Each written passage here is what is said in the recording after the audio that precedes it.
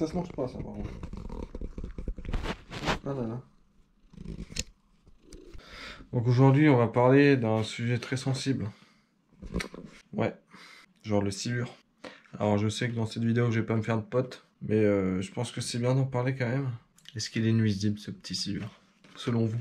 Alors moi, j'ai plusieurs arguments dessus, qui fait que pour moi, il est pas plus que ça nuisible. Déjà d'une, de passer en nuisible, en fait, c'est qu'on va dire, mais j'ai pas envie qu'on m'impose, en fait, et qu'on impose à des gens d'aller tuer une espèce de poisson obligatoirement parce que on a considéré qu'elle était nuisible. On est dans un pays libre, on fait ce qu'on veut, donc moi, si j'ai pas envie de tuer un poisson, je le tuerai pas. Tout simplement, si j'ai envie de le remettre à l'eau, je le remets à l'eau. Voilà, on va pas venir m'imposer quelque chose alors que j'ai pas envie, tout simplement. Alors j'ai fait quelques notes pour me rappeler de tout ça. Autant vous dire qu'il y a beaucoup de choses à dire. Et on va commencer par comment faire des bouillettes. Bon, c'est pas le sujet générique. Donc voilà, tout simplement, j'ai pas envie qu'on m'impose ça et chacun fait ce qu'il veut. En gros, si quelqu'un a envie de tuer un silure, il le tue. Moi, je vais pas venir dire ouais, t'es un malade, pourquoi tu le tues? Il fait ce qu'il veut, c'est sa vie.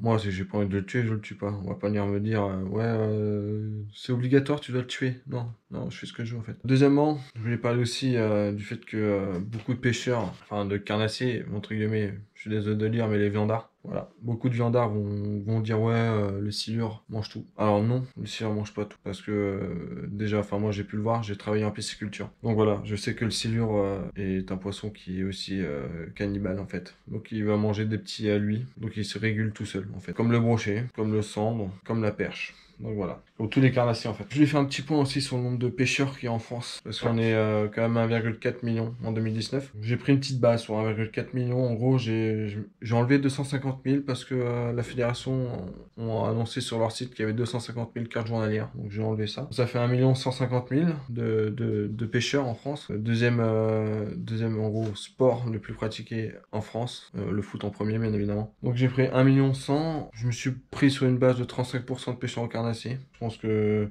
après sur le reste, genre 65% des pêcheurs en France vont pêcher la carpe, pêche au cou, à la truite et tout ça. Sachant qu'il y a beaucoup, moi je suis carpiste et je pêche aussi le carnassier à l'année. Cette année j'ai fait 5 brochets, une trentaine de perches, pas fait de sandre, pas fait de silure. Donc voilà. D'ailleurs moi ça fait 6 ans que je me suis mis au carnassier au leurre et j'ai dû faire un silure. J'ai fait des années à plus de 200 perches, des années à plus de 40 cendres, enfin voilà. Bref.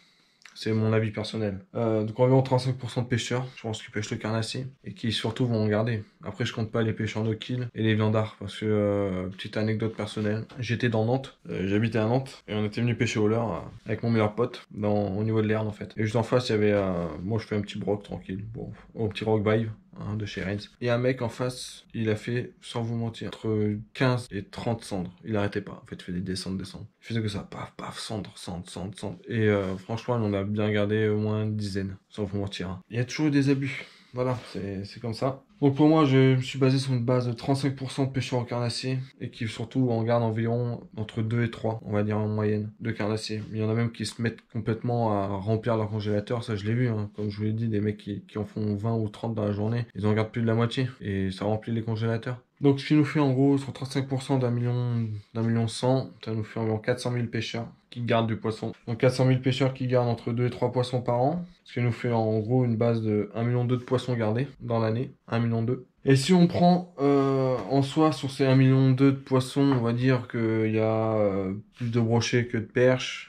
Et plus de perches que de cendres. En général, c'est ce qu'on remarque souvent, il y a moins de cendres que de perches et moins de perches que de brochets. Donc sur 1,2 million, en gros, j'ai basé je me suis mis sur une base de 600 000 brochets, 350 000 perches et 250 000 cendres. Bon, ça, j'ai pas de chiffre officiel, hein, c'est moi qui le fais. Mais grosso modo, un brochet maillé. J'ai pris que des poissons qui sont maillés. Hein. J'ai pas pris de poissons, pas de brochet d'un mètre, pas de brochet de 70, que des brochets maillés. C'est pour ça, je pense que ça équilibre à peu près les choses. Donc un brochet maillé, c'est environ 1,9 kg, on va dire. Donc sur 600 000 brochets à l'année de 1,9 kg, ça te fait quand même 1140 tonnes de brochets. En perche, j'ai pris une base entre 300 et 850 grammes. Donc j'ai fait une moyenne, 575 grammes. Sur 350 000 poissons, ça vous fait quand même 201 tonnes de perches en moyenne. C'est quand même pas mal. Après, on prend des cendres, 250 000 cendres sur l'année, qui font en moyenne 50 cm. Alors, chez moi, c'est 50 cm la maille. Donc 1,1 kg, ce qui nous fait en gros 275 tonnes de cendres sur l'année. Ce qui nous fait un total de 1600 tonnes de poissons prélevés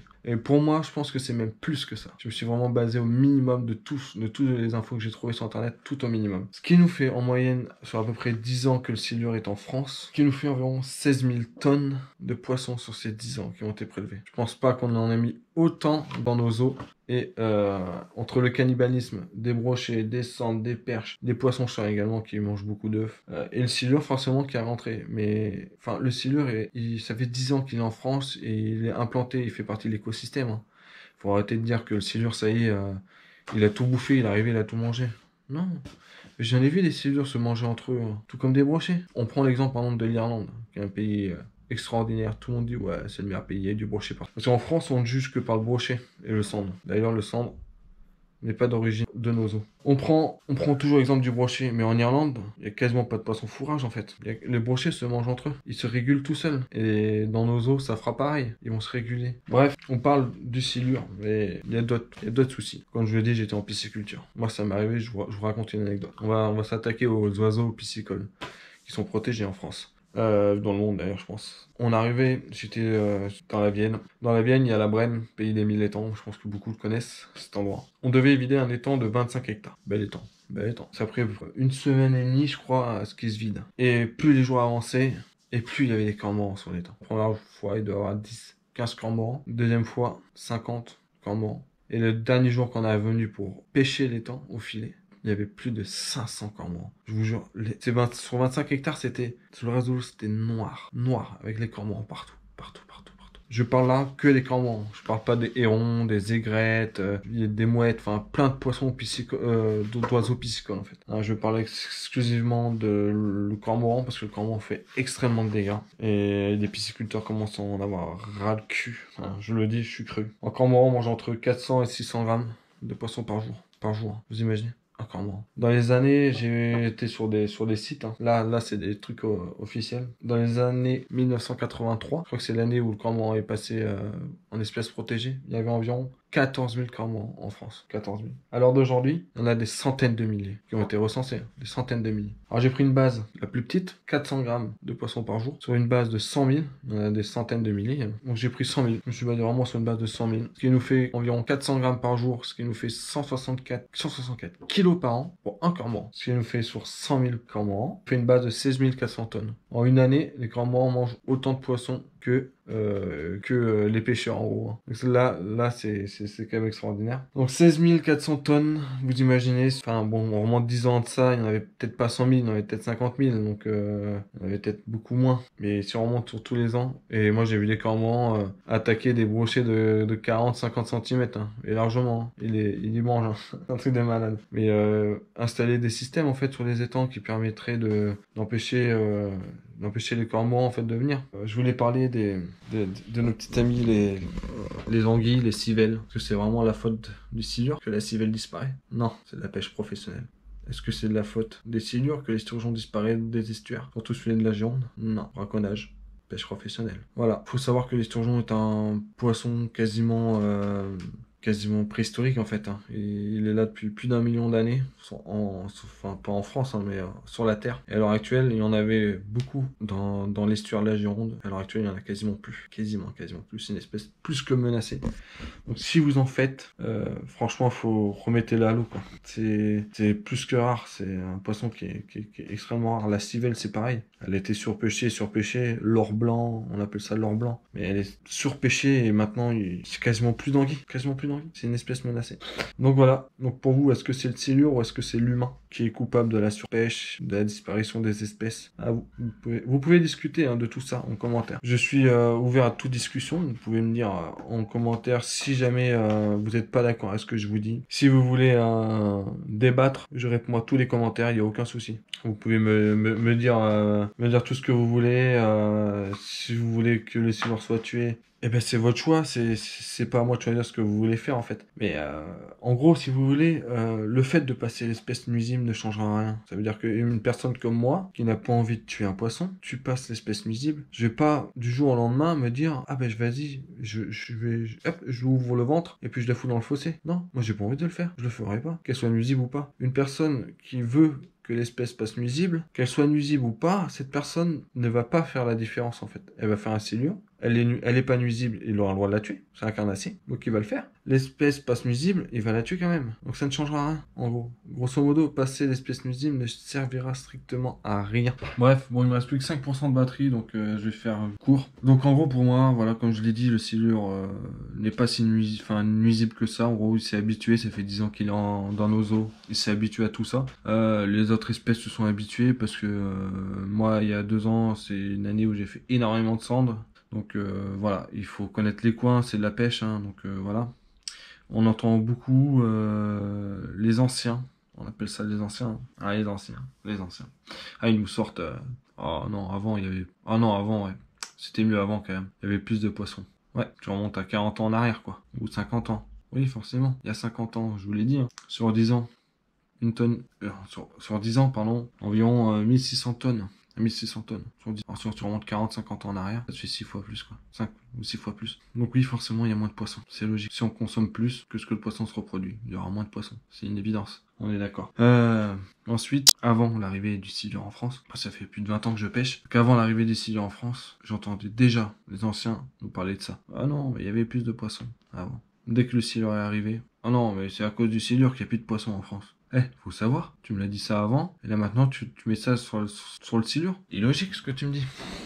Totalement illogique. Enfin bref, il y aura toujours des gens pour, des gens contre. Pour moi, passer l'espèce nuisible ne servira à rien. Comme je vous l'ai dit, des gens qui voudront le tuer le tueront quand même, qu'il soit nuisible ou pas, et des gens qui ne veulent pas le tuer comme moi. Donc voilà, vous faites votre pêche, vous faites votre vie, mais ne votez pas pour mettre le silure nuisible, c'est complètement idiot. Et c'est un être vivant, donc voilà, faut aussi le respecter. Hein, la perche au lait, dans ce cas-là, pourquoi on n'organise pas des pêches comme ça où on tuerait toutes les perches au lait, le poisson-chat pareil. J'en connais énormément de plans d'eau, de rivières qui sont infestés de poissons-chats.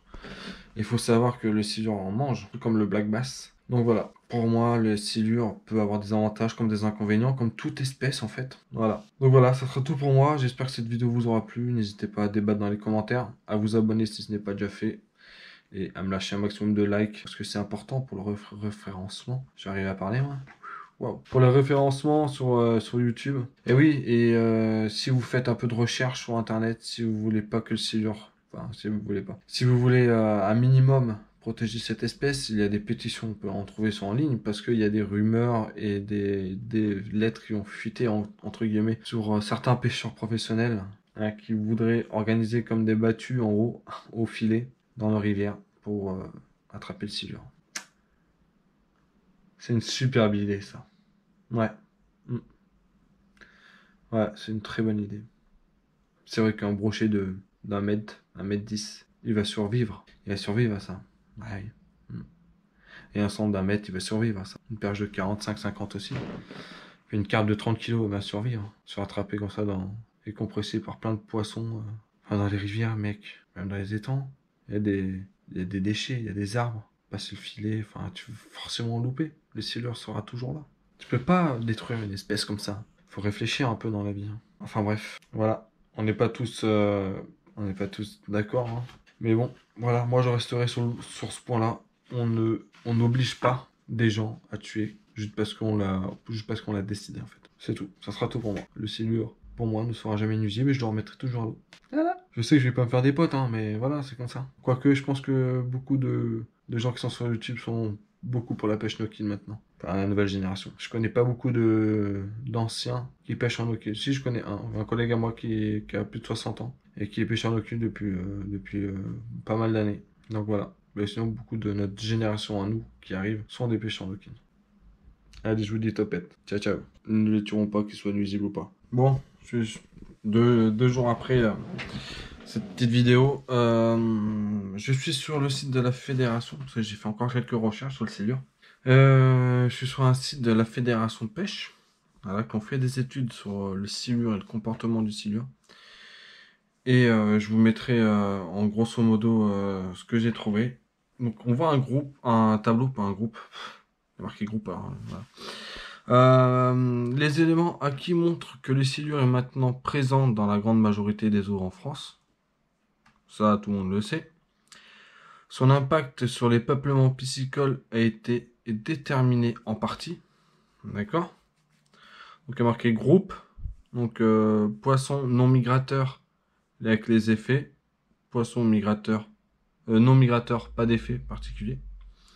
Poisson migrateur, languille, par exemple, pas d'effet. Et poisson migrateur, autre migrateur, effet non déterminé. Donc là, on parle du mulet. Bon, le mulet, il y en a. Voilà. Du mulet, du saumon. Ça, par contre, le saumon, voilà. Hein. Si on pouvait le garder, ça serait bien. Et puis la lauze, enfin tous ces poissons qui sont migrateurs en fait. Ensuite, en bas, donc on descend, il est marqué effet du silure sur les autres espèces de poissons sur la base de quelques études récentes en France. Hein, donc, il est cité les conséquences négatives de la forte présence du silure semblent écartées pour les poissons non migrateurs. Donc là, on parle de la perche, du silure, oui, entre guillemets, des silures aussi, parce que maintenant, les migrateurs silures, je sais plus. Non. De la perche, donc du sandre, du brochet, enfin de toutes les espèces qu'on a en France, quoi, hein, la carpe et tout ça. L'impact de la prédation du silure peut être importante, ok, sur les peuplements piscicoles, mais sans mettre ces derniers en danger.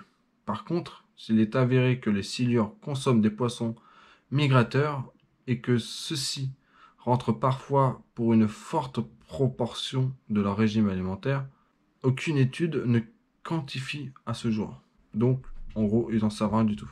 L'impact sur les populations de migrateurs, par exemple en Loire, les analyses montrent que les migrateurs rentrent à certains moments pour large part de leur régime alimentaire des silures. Donc en gros, ça veut dire que sur un moment, les poissons migrateurs, donc comme le saumon, tout ça, en Loire, montrent que les silures s'en alimentent assez largement de temps en temps. Ou dans certains silures, mais il n'est pas possible de savoir avec quelle part des espèces des espèces de migrateurs sont consommées. Mulet, saumon, alose, lamproie.